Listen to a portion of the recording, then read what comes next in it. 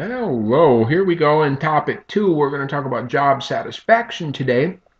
And as we know, job satisfaction is an attitude in relation to a job, right? A specific attitude. Job satisfaction is a pleasurable, positive emotional state from the cognitive appraisal that we like our job from the experience, okay? It's an important element of productivity, and we'll discuss it a little bit today and see about whether or not that's true, okay? Whether or not it is, in fact, important part. Most Americans say they do like their jobs overall, okay? They're relatively satisfied with how interesting it is. They're satisfied by how much contact they have with other people, but they're way less happy with rewards such as pay, benefits, and opportunities for promotion. Okay, so there are aspects of the job that people are satisfied with, and some they're not. So we see this framework for job satisfaction, and the rest of this presentation is going to follow this framework because there are going to be antecedents or things that lead to job satisfaction. There's going to be the act of measuring job satisfaction itself, and then there's going to be consequences that result from job satisfaction or dissatisfaction. Okay? So we'll break up these things into job characteristics, individual characteristics of the workers, social factors involved, and opportunities for growth. Right? So job characteristics. Remember the 5 core job dimensions from the job characteristics theory: skill variety, task significance, task identity, autonomy, and feedback. Okay? So we know that changes in these 5 different factors lead to, can influence job satisfaction. The employees' perceptions of job characteristics and job satisfaction are positively related. Okay. However, work schedule and staffing are also related to job satisfaction, and other characteristics of the job, daily hassles. All right, I know the daily hassles. It's called red tape at my job. So red tape is negatively related with job satisfaction. Job satisfaction tends to be stable across time. That is to say, if a worker is satisfied in their job at time 1, they'll be satisfied at time 2, time 3, time 4, time 5. And if you're dissatisfied, you tend to be dissatisfied, which kind of makes it an individual difference variable in some ways. Some people are just more prone to be satisfied no matter the situation than others. And so we can talk about affective disposition, the tendency to respond to classes of environmental stimuli in predetermined ways. And what this basically means is, how about this? I, as a general rule, am a happy person. So I sort of have this predetermined response of happiness-ish. I don't know if that's a word, but I just made it up. This predetermined response of happiness-ish to respond to all environmental stimuli. I mean, not all, of course, but I mean, this is my predetermined set point. Okay? So organization-based self-esteem is a measure how valuable an employee views themselves as a member of the organization. Do they feel that they are important? So clearly this stuff is, could be related to genetics, in fact. But some people have found different results here. Internal personal characteristics also. Job satisfaction, as a rule, increases with age, but coincidentally, so does salary, generally increase with age, and so does autonomy, generally increase with age, and so does work variety, generally increase with age. So there's a lot of reasons that this can happen, but in general, it increases. Gender and job satisfaction is not. It's not a clear result. With race, yeah, clearly whites are happier than other races in job satisfaction. And there's a slightly negative relationship. The more education people have, the less satisfied they tend to be at their job. And of course, we would just have to pull out equity theory to explain that little portion. The social factors can also influence job satisfaction. Social factors such as the relationship between the supervisors and coworkers. Okay? So Good relationship between supervisors and coworkers can clearly influence job satisfaction, but so can organizational justice. Again, an idea that we've had before, the employee's perception that the company's fair, procedures are fair, everything is fair. Growth opportunities. Now, workers like to think that if I work hard, then in the future I'll have something better. And so their perception for the potential for growth and promotion, if we perceive that we're going to continue to, that we'll get more money and get promoted, even if at the moment I'm not getting great money or having a good position, I may be satisfied because I feel comfortable that those opportunities are out there. Huh? Good one. How can we measure job satisfaction? Well, I mean, obviously from the simplest perspective, on a scale of 1 to 5, are you satisfied with your job, right? And ultimately, that's what these different measurements are all about, is just asking this question, but in slightly more sophisticated ways. And so should we be asking, are you satisfied with your job, or are you satisfied with certain components of your job? Okay? And so it's a different measure to measure the job in terms of 5 different components or dimensions as a job description index does, as opposed to a general level of satisfaction. Okay, but job satisfaction, yeah. The job description index does in fact attempt to do both. So take a look. You put 1 for yes, 2 for no, 3 for I'm not 100% positive.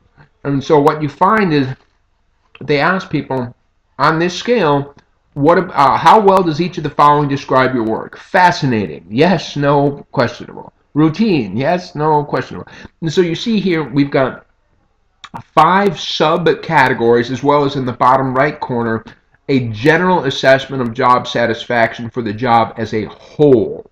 Okay? So are you satisfied with the work you do, the pay you get, the coworkers, your opportunities for promotion, and the supervision you receive? Okay? A slightly different version of the same basic idea is the job diagnostic survey, and it uses 5 different facets of pay, security, social, supervisory, and growth, and then an overall measure. So taking a look here, where am I? I always get lost in here. Okay, there it is. The job diagnostic survey, this is just a sample of questions. It's a much larger thing, and this is on a scale of 1 to 7. I can tell you from a psychometric perspective, a scale of 1 to 2 like this is not very good. Although they are asking 1, 2, 3, 4 questions per category here, you get a combination of yeses and nos, but still, anytime, again, from a psychometric perspective, if you want to measure a hypothetical construct and you're asking yes/no questions, something's wrong, okay? So here on a scale of 1 to 7, from extremely dissatisfied to the other anchor of extremely satisfied, how satisfied are you with your pay package? How satisfied are you with the job security you have, etc.? But this job diagnostic survey also includes a component that's designed to measure overall job satisfaction.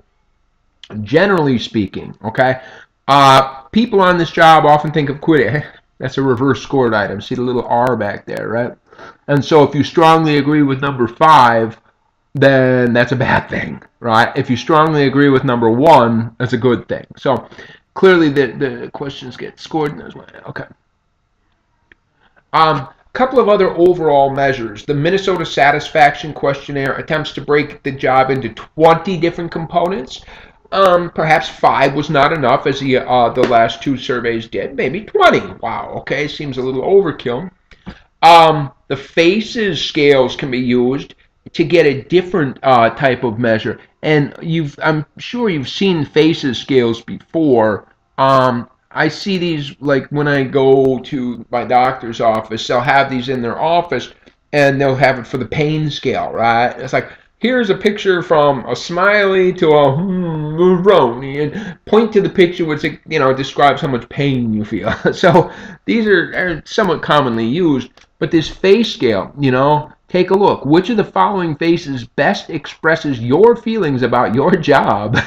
And you can sort of see that on the left side is I'm satisfied, on the right side is I'm not. Okay. You can see that there's 5 options here. 1, 2, 3, 4, 5, 6, 7 options on the second one, and how many? Wow, 1, 2, right. Well, 10 options on the third one. So what we find is the first one and the second one do in fact allow for a neutrality. Okay, you can choose the exact middle on both of these, but on the bottom one there is no neutral point. Okay, there is no truly neutral. You have to be at least slightly satisfied or slightly dissatisfied. No neutral allowed, and there's some benefits to that, but that's for a different course. So we can talk about those things that lead to job satisfaction, how we measure job satisfaction, but now what about the consequences? And because clearly, again, it's all about the money, right? Performance. Is a satisfied worker a productive worker? It seems intuitive that that would be true. And yeah, I mean, depending on which studies you find, I find it kind of weird that the notes I find said the correlations between productivity and satisfaction were 0.14 to 0.3, and then a recent meta-analysis found 0.59. That feels pretty conflicting in those results. But what I did find consistency is that the relationship between satisfaction and productivity was much higher for complex jobs as opposed to simple assembly line jobs, management jobs or something like this. So the more complex the job, the more this relationship holds true. But not just job performance, but there's are satisfied workers more likely to exhibit organizational citizenship behavior? Yeah, it is, okay? And so we find that job satisfaction not only predicts actual job performance, but also predicts those other things, citizenship behaviors, those things that are behind the scenes, but really also help us to understand.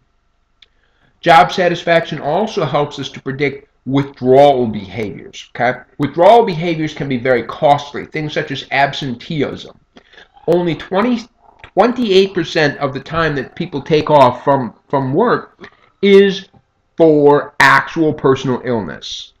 That means 72% of time off is for other reasons. Okay? And there's a lot of costs. I mean, of course, taking care of loved ones, but carpal tunnel syndrome, that's a big one. That is, by the way, repetitive injury that is often factory workers can get if they're doing the exact same job over and over and over. I actually worked in a factory one summer, and they were really highly aware of this conception of carpal tunnel syndrome, and they know how much it costs them as a company.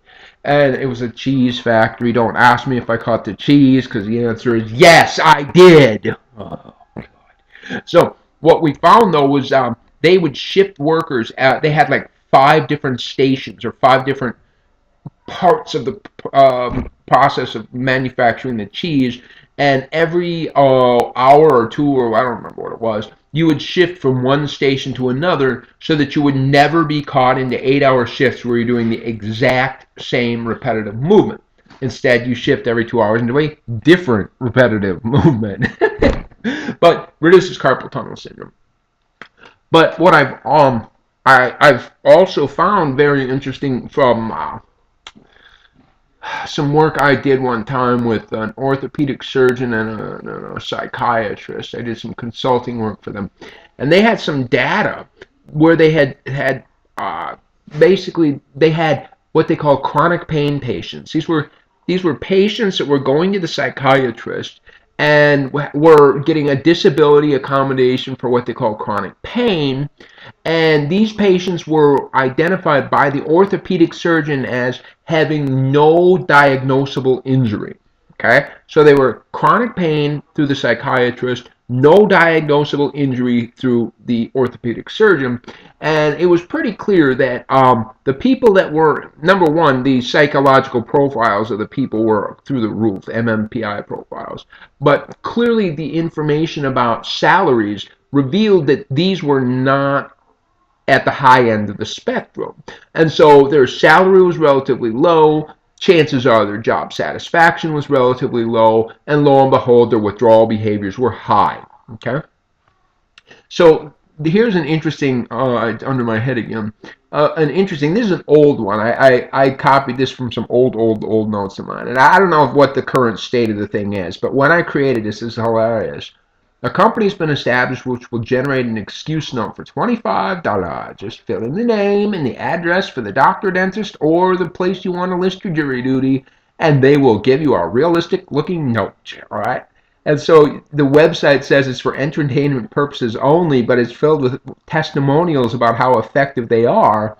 Meanwhile, they even say that you can use this to get out of a gym membership contract. Oh, I've got a medical excuse. I can no longer perform, so I need to get. I love that. That's funny. All right. Other withdrawal behaviors, okay, or related to job satisfaction related to withdrawal behaviors. We see in this Steers and Rhodes attendance model, Steers and Rhodes attendance model, is that attendance motivation is in fact predicted by multiple things. Number one, job satisfaction, but also pressures to attend, like personal work ethics, the norms of the group you work with, the reward systems and incentives that you have for, in fact, skipping work, market conditions, things of this nature. And so you take that attendance motivation and use that to try to predict employee attendance. But again, the relationship between attendance motivation and employee attendance is actually moderated by the ability to attend. That is, are you physically sick? Do you have family responsibilities? Do you have problems getting transportation to work? We find another withdrawal behavior in tardiness or lateness. And so there's about a negative 0.21 relationship. So it's a negative. So as job satisfaction goes down, tardiness goes up.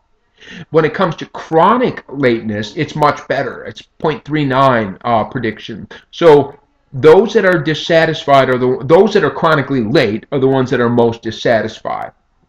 But even turnover tends to be related, negative 0.2 to negative 0.3. So we find, those employees that are higher on the job satisfaction are lower on the turnover. Okay. Well, turnover can be very expensive because we talked about training. So it costs for an employee that makes $8 an hour. Okay. It costs about $3,500 to replace them. The general rule of thumb is 1 to 2.5 times an employee's monthly salary. Okay. And so job satisfaction seems to be a trigger. But what's really interesting here in this one is there's two main antecedents of turnover. And that is, how easy would it be to get another job? And how desirable would it be to get another job? So clearly these antecedents of turnover are going to be a function of the current economic situation in many ways. Okay? But it's only this second one, perceived desirability of movement, that really has anything to do at all with job satisfaction. In fact, in a slightly different model, the unfolding model, they call it a shock to the system. That is, turnover is really more likely to be the result of things such as an unsolicited job offer, or a change in marital status, or a merger of the company or something like that. So half of voluntary turnover was because of family reasons or an unsolicited job offer, not job satisfaction. And so in Hammond-Griffith's 1991 model, what we find is that we find job satisfaction in the top left corner. Job satisfaction pushes attitude towards quitting. Job satisfaction also creates thoughts of quitting. Okay? Thoughts of quitting lead to the actual act of quitting or staying. Okay? Meanwhile, job satisfaction going down, attitudes towards quitting or how valuable it would be, and attitude towards quitting is going to influence job searching, which is going to influence comparison of alternatives, which is going to lead to quitting or staying. Well, we can talk about turnovers, and we talk about it as expensive, right? $3,500 for an $8 an hour job. But we need to distinguish between functional and dysfunctional turnover. It's not bad if you're losing bad workers. If it's the bad workers that are leaving, good riddance and see you later, okay? If it's dysfunctional turnover, however, you need to take a closer look because these are the workers that are making you money. Another consequence of job satisfaction is counterproductive behaviors. Behaviors that are intended to sabotage in some way or another the company. Okay, antisocial, dysfunctional. It can be as small as stealing staplers to backbiting to arson, right? To employees breaking and entering after hours or something. And so we find frustration results from dissatisfaction and it leads to these other blackmail. Interesting. Most common for younger workers. Okay. Younger workers tend to be the most dissatisfied, as we had already talked about before. And so there's a correlations between job satisfaction and counterproductive behaviors. Clearly, it's a negative again. And again, I'm sure there's individual difference variables involved in it. But we find that job satisfaction has consequences that definitely go beyond the job. If anybody knows that if shit is hitting in the fan at work, your life at home ain't going to be good either. Okay? And so job dissatisfaction can lead to increases in stress. Increases in stress lead to all kinds of health problems, and in this way a company has a problem because of course they have increased insurance claims, right? So there's again a numerical outcome to job satisfaction, a negative one in this case. But the life satisfaction idea says satisfaction in one area of life spills over to the others. I wouldn't call it a hypothesis, I'd just call that a statement, right? Satisfaction in one area of life can compensate for this. No, life ain't going to be good at home no matter what if life at work sucks. So anyway, it's different ways to say job satisfaction affects many aspects of our lives. Okay, and so companies want satisfied workers. Not because they love you, but because satisfied workers have increased performance, both task and contextual. Because satisfied workers are absent less often, late less often, and more likely to stick. And satisfied workers are less likely to steal, sabotage, or get aggressive. All right, so we'll talk about one more job attitude, organizational commitment, to round out this topic.